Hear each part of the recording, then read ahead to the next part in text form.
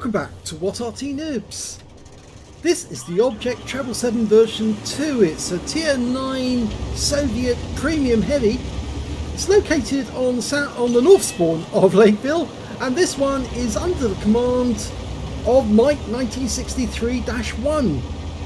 Now Mike's asked for some help, some guidance on how to improve his gameplay, and there are quite a few members of What Are Tea Noobs who are willing to actually speak up and say, well, you could do this or you could do that, which would actually improve the way he plays the game. And I'm going to follow through with this video right now, mention a few of the things which I came up with that I thought might be useful. Now the Object Treble 7 version 2 is the reward tank you get for your tokens if you get the Battle Pass tokens, and so basically you can get this tank for just completing a series of missions, get the tokens, and then it's available to you. Now, as you've seen, he's got a 122mm gun. He just got a lovely hit there on the enemy Treble 7 too, because he actually aimed for the hull. You don't want to aim for the turret of this thing, because the turret is actually incredibly strong. But that's a Carnarvon, and that has a very strong turret too, but his gun wasn't enough to do any damage to the Treble 7. So it's a very bouncy turret. Now, one of the things that we notice straight away is he spends an awful lot of time in sniper view, and he's hanging back a long way. You notice that Renegade up front, he's right at the edge of the pass and shooting at the enemy tanks using his gun depression as they come over. Now, the gun depression on Treble 7 isn't that great. It's only 6 degrees, and he's already loaded his heat rounds straight away. Now, you're probably not going to get through the Carnarvon. Even if he did hit him there, he wouldn't have got through the Carnarvon's turret, because at that angle and the strong turret of the Carnarvon, it would be very difficult. But he could pen that one with standard ammo, and he did penetrate the Samur for 439. But you notice how he's staying in sniper view at the moment. What he should be doing is coming out of sniper view and watching his tank like this, and then pressing sniper view like that, using either his middle mouse button or whichever button you assign to sniper view. And then as soon as you fired, you come back out, and then you can see all around you. So that way you keep an eye on what's going on all around, and if you hold down your right hand mouse button, you can have a quick look behind by just pivoting your mouse. He's gone back to sniper view again. He's still there, in fact.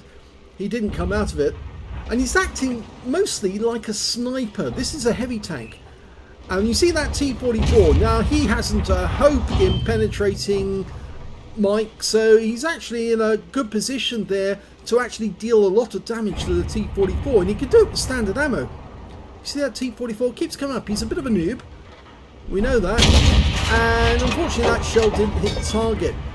Again, he's pulled back. What he should be doing is coming back just this far, and you can see 2 shells did hit the top of the tank, but they couldn't pen because the armor on this tank is so incredibly tough. Now he's got a clean shot there and easily goes through the T-44, but the T-44 started firing HE at him, and the reason for that is he couldn't do any damage with standard AP rounds, so he's resorting to HE to damage instead, and that's a clear sign that something's gone wrong. Now the enemy lost their Conway, but they've also lost their Treble 7. He was just, I suppose he was just a little too incautious. Or is it their Treble 7 they've gone? Yes, it is their Treble 7 that's gone. So he got taken out of the game, and the T-44 is still there, but he's now behind the wreck of the Treble 7, and the Renegade's trying to get a shot at him. Now you notice just a short distance away, there he is a Type 59. Now he's another tank with a very strong turret, but very weak hull, and you see what Mike could do is he could move up as close as that Type 59 to actually get shots on the enemy. He's right at the edge of the pass, at the crest of the pass, shooting down into the enemy at behind.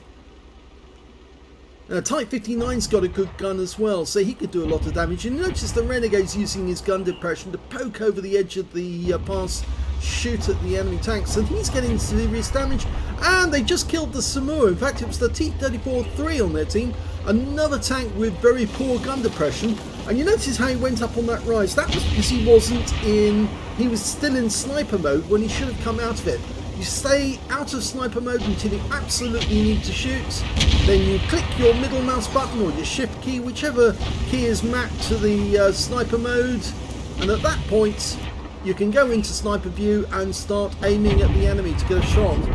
Okay, you can see the T-44 in the distance. In fact, we see the Carnarvon. And one of our tanks has gone all in, and he takes the kill on the Carnarvon. And at this moment, seeing there's a Foch up there, what he should have done is immediately dived in like the Rebel Arise and the other tank. And instead of aiming at the Foch, which he couldn't pen because he's used up all his heat ammo, he should have actually dived into the dip where the Object 263 and the Foch are, and the Rebel Arise is. And, well, the Foch has got a clean hit on him, and another. That guy's got 4 shells in his magazine, 120mm shells, so he can do a lot of damage. And in fact, he's just taken a shot from an EBR-90, who went all the way around and came back the other side. Now, you notice that Mike's making a standard error that a lot of people make, is he's turning his tank round, and he's turning his tank side onto the enemy. And despite the fact that he gets a hit into that EBR-90, because he's actually in sniper view, he can't change his aim quickly enough to get it onto target. Now, the EBR was taken out by the Renegade in the end, but the fact of the matter is, what he should have done at that point is just turned his turret, not the tank, and just basically side scrape off any rock, or reverse side scrape to take out the enemy. Now, if we look down the valley, and this is the view he's using at the moment, so he's come out of sniper view, you can see plenty with that way, but it's actually better to be slightly further back like this, so you're actually looking at the ass end of your tank as it drives along. And then when you need to get to shoot, you click your sniper button, the middle mouse button or the shift button, whichever it is, and you go into sniper view. Also, you set your default on the sniper view to say ×4, ×8 or ×16, and if you've selected the Aslane's mods, so you can look at other default ranges, what you can do is go into sniper view like this and then zoom in on whatever object you want to see in the distance. Now, it's a great game because they managed to get 5 tanks into the enemy cap circle, and the enemy does have tanks in the town, but there's absolutely no way they can get back in time, so they've won this game comprehensively.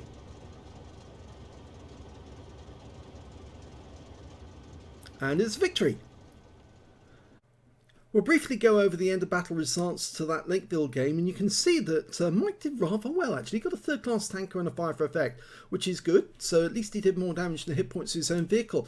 If we look at the team scores, we can see he got the 3rd highest damage on his team, but not the 3rd highest damage overall. In fact, he was 6th overall because there were other enemy tanks who did more damage than he did. Specifically, that Foch, who was their high scorer on damage. In fact, the high scorer for the whole game actually, even though he didn't pick up the high caliber because he didn't get 20% of the enemy hit pool. But you can see the Renegade, who was much closer to the action, was getting more damage than Mike was, and the reason was that he was closer to the enemy, he could see the enemy, and he was getting good shots on them, whereas Mike was a little too far back. He couldn't see what was going on. He was only waiting for the enemy to come to view before he could actually get a shot, rather than getting closer to the pass where he could actually see them clearly and start firing at them.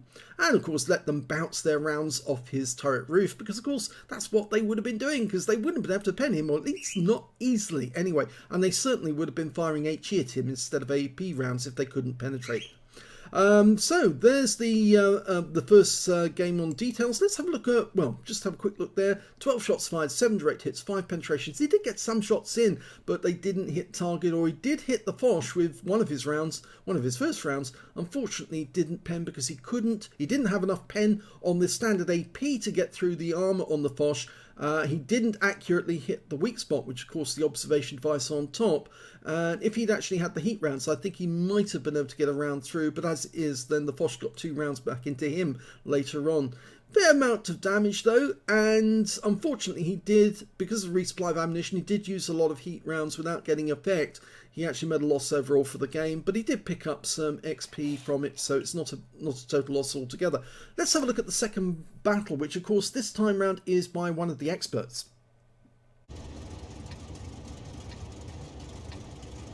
Okay, here's the replay by Marky12, also in the Object 777 version 2, and he's on South Spawn of Pilsen.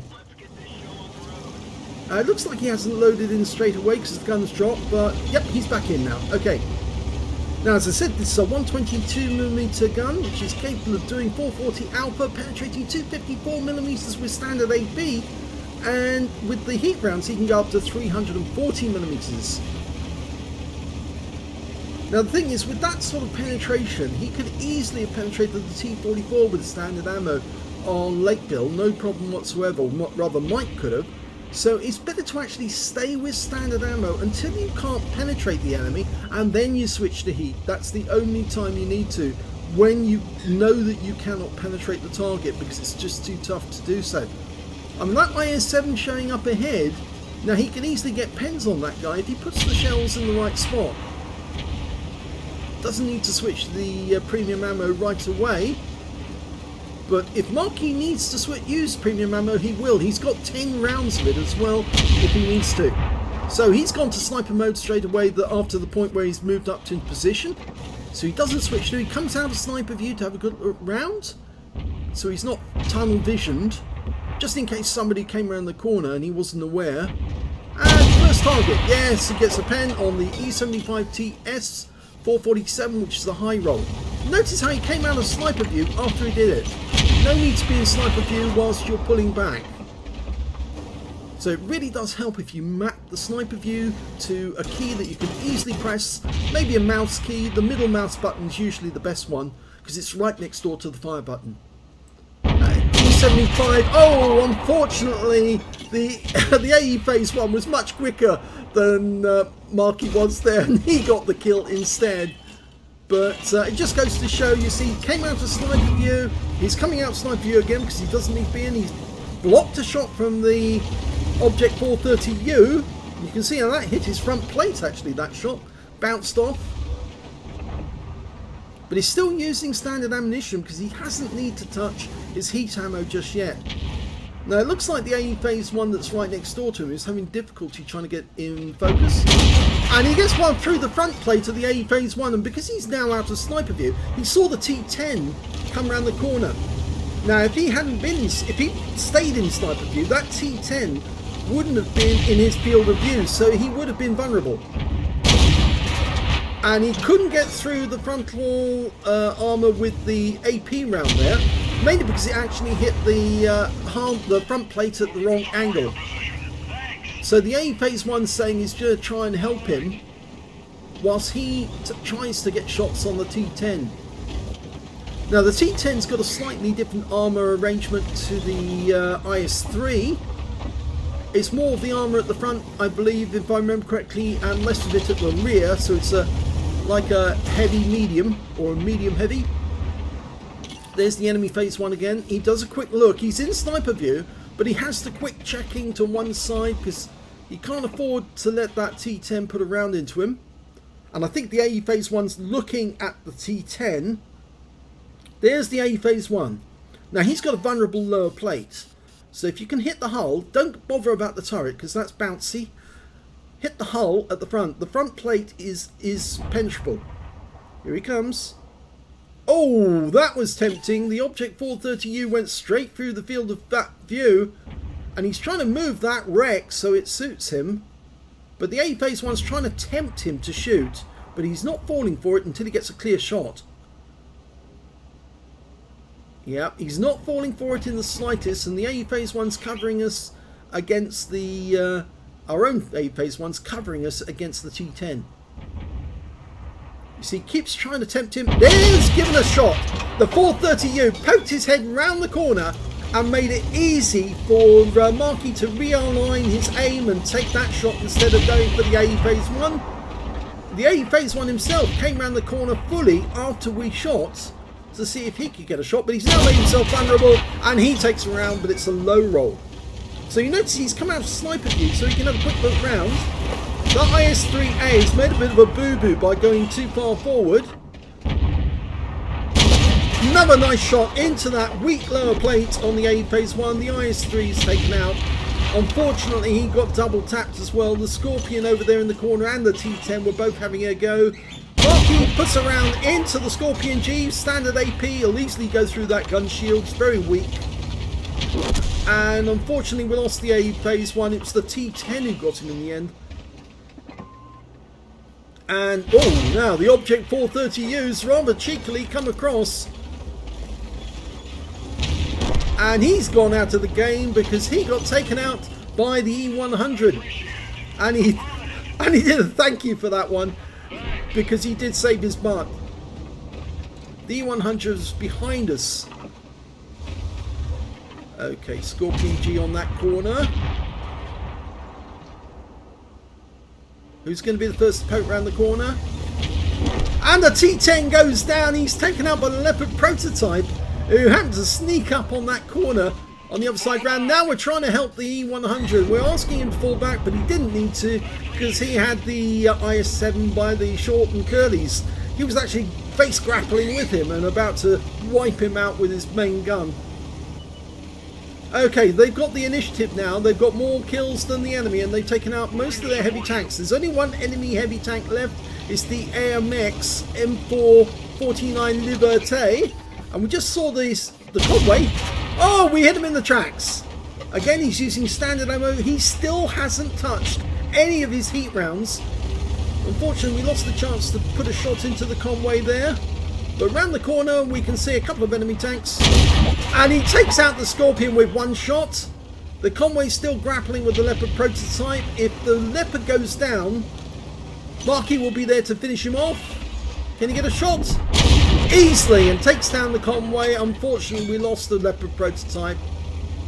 But now we're 5 up on the enemy, and their guerrillas just fired around into our tracks. We know he's up ahead and he can see us. But he's probably lost sight of us now because there's nobody over this side. And that Leopard 1 is up on the heights. He's being surrounded. So as we move forward here, we might be vulnerable to the shot, another shot from the guerrilla. At the moment, oh, he's just spotted us again. We must have been in sight of somebody up on the heights. Sounds like Reggie's having a fight with his mirror in the background. If you wonder what the bird's screeching. Oh, no, that's not something we want to see. That's a T-28 taking aim at us. And as I said yesterday, if you see a tank destroyer looking at you from a long way away, get into cover quick. He gets a lovely shot onto the guerrilla who wasn't looking this way. It's a low roll for 389, but he put it exactly where it's supposed to go, to the gun shield. He's got another shot. He's just bounced another round from the guerrilla. Just shows how tough this tank is. And he's still not touched any of his heat rounds. He's doing this off standard AP. And look at that. They're down to just 2 tanks now. And he's in the cap area, putting pressure on the enemy. There's the Borsig. He's going to get a chance. Oh, just hit the armor. But he's gone, and that is the end of the game. And just look at the number of shells that hit this turret, and hit this tank and bounced off. Now let's have a look at the end of battle stats. What a brilliant battle by Marky 12 that was in the Object 777 version 2. It's a lesson in how to really get a good game out of this tank. He didn't need to use his premium ammo. He used his sniper view only when he needed to, and he actually covered himself from all angles. He even got the help of teammates to suppress certain tanks whilst he was taking aim at others, and that can really do work. If you have teamwork like that, one person covers one angle, one person covers the other, and there may be a tank behind you who's covering both of you in the process. So in that game, he got a first class tanker in the Object 777 version 2. He got a bruiser medal for getting at least 5 critical hits. He got 7. He got a shell proof for blocking more damage than the hit points of his own vehicle, and a fire effect for doing more damage than the hit points of his own vehicle. And on top of all that, he got a Confederate medal because he hit more of the enemy than anyone else on his team. At least 6 tanks, which was subsequently taken out by other teammates. Let's have a look at the team score and see where he stood.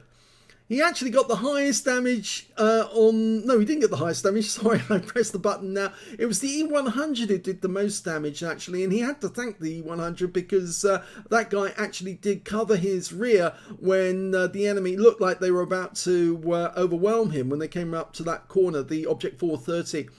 5,262, I think that is, hit points of damage went to the E100. Who face grabbed an IS-7 and beat him. 4,304 hit points of damage to Marky 12, second highest damage in the game, and the third highest damage went to the Leopard 1 who got 2,981. When it came to kills, it was the E100 again. He got 4 kills. The Leopard 1 got 3, but Marky managed to get 2, same as the T10 and the Borsig on the enemy team. When it came to base XP, it was Marky who got the highest with 1,190, and the reason for that was because he was a tier 9 in a tier 10 game and he was getting damage off tier 10 tanks, whilst the others were mostly tier 10s attacking tier 10s. 1,097 went to the E100, a tier 10 tank, and 926 went to the AE Phase 1 on his own team. So that guy who was with him for most of the way actually did benefit from holding that position, because he was not only spotting, he was actually getting good damage as well. 15 shots fired, 14 direct hits and 11 penetrations. All of them were standard AP. None of them were heat rounds. Didn't have to touch it. He was actually able to penetrate the enemy because he's got a very good gun. It's got decent penetration. And as I said, you only need to use the heat rounds if you find that you're firing AP repeatedly and it's not getting through. Then you select the heat and then you can get through. 4,304 hit points, all of it done at close range. 6 hits received from the enemy, only 1 penetrated, 5 non-penetrations and 1 hit by way of splash damage. 2,340 hit points of damage blocked by armour. He spotted 1 enemy vehicle, damaged 8 of the enemy, killed 2 and did 782 hit points of damage assistance. And he actually got 15 capture points while he was sitting in the cap. On a premium count, he earned 44,645 credits from the game, and after repair and ammunition resupply, he made a healthy profit off that one, 46,093 credits. 1,190 XP, 1,874 to take away because he got some extra for this being a premium vehicle. Now I think Marky actually shows in that video exactly how an Object Treble 7 version 2 can utilise that really strong hull, because it's basically, this is a derivation of the T10 tank itself. It's basically a modified version of the T10M and the Object 770, and it's a very tough tank. And in fact the Soviets were considering sticking a gas turbine engine in this tank way back in 1953, and it was developed at the Kirov plant, which of course is famous for quite a few other first time tanks. They came up with lots of developments at that factory. So yes, it is a decent tank. It's actually, this is one of the things, it's one of the tanks that gets ignored when people go for which tank they want to buy with their bonus tokens. Basically, they ignore the Object Treble 7 version 2 and they go for the Char Future because it's an autoloader, or for the AE Phase 1 because it's a 120mm armed, multiple tracked American heavy. Whereas actually the Object Treble 7 version 2 is one of those tanks that gets overlooked, but it's actually rather good. It was being played badly on Lakeville, but in this game it was being played exceptionally well by Marky, and it shows that you have the potential, you have the vehicle, it's up to you to learn how to use it as best you can. But we'll give you these little tips so you can actually improve on your game. Now, we've got another video coming up, also featuring the Treble 7, as I said, another game by Marky, followed by a game by Mike to see what he's taken on board and if it's improving. So if you enjoyed this replay, or these replays, please give this video a like, do subscribe to our channel, leave a little comment down below because it feeds the algorithm.